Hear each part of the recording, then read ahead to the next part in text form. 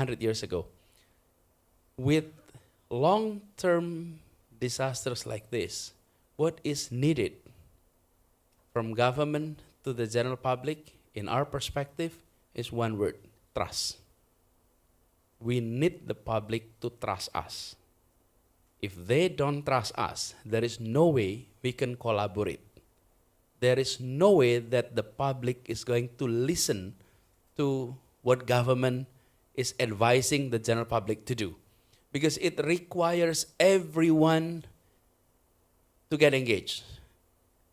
To break the circuit, it requires everyone in our populations to be actively involved. So the key here is trust.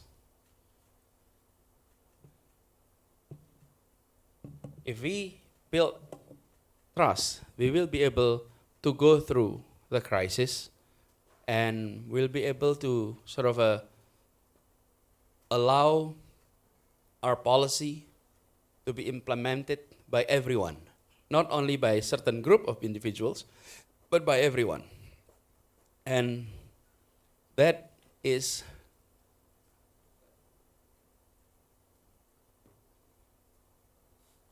that has been our approach. Why we had that in mind? I had the opportunity. I was to engage with city mayors across the globe. I was active in the C40. C40 is an association of mayors of big cities. I serve as the vice chairman of C40 steering committee. The chairman was the mayor of LA at that time. The vice chairman is the mayor of the governor of Tokyo and governor of Jakarta. So we organize many meetings with all these mayors. Who are the speakers of all these meetings? Mayors in cities that experience the pandemic early stage. So Mayor Park of Seoul, and then mayors of Milan, and then mayors of some countries in Northern Europe, Tehran, and many other cities that have experienced earlier than us. All mayors across the globe were participating on those meetings, and they were listening testimony of our fellow mayors sharing their tough times in a very emotional way. When they were sharing, "Sir, our hospital is unable to take care of all these patients. They are, on the hallway. They're in the hallway. They have, pictures that we have started to see in the months later. But at that time, we've been listening to all these mayors. And then they've been saying, please do this necessary measure.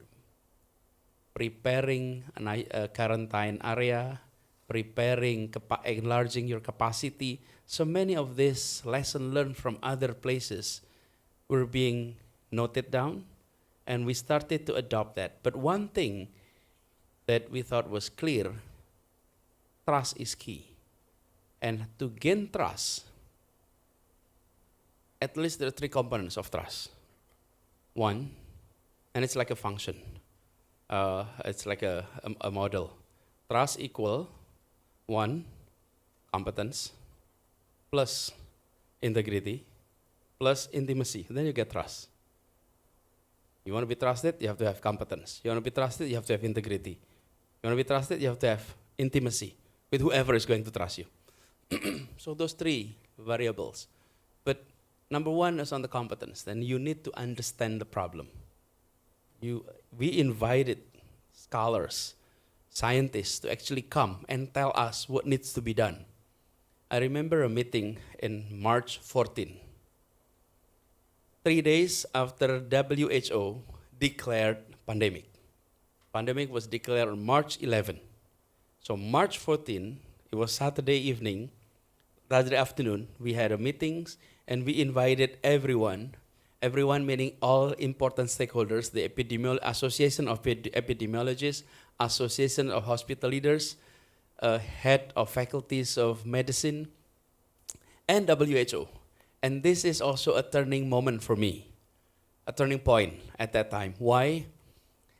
The WHO representative in Jakarta confirmed he was going to join. When the meeting started, he wasn't there. Okay? So we called him and said, we have invited you to join. And they said, yes, I'm joining it online. Okay? We're talking about March 2020, not March 2021. Having a meeting online was still very rare. Okay? And he said, our procedure at WHO is we are no longer allowed to attend face-to-face meetings. We are only allowed to do an online meeting, teleconference. And it was an eye-opening for me. Oh my God. And we all here in the room, face-to-face, no mask, no face covering, and we were in the stage of ignorance at that time.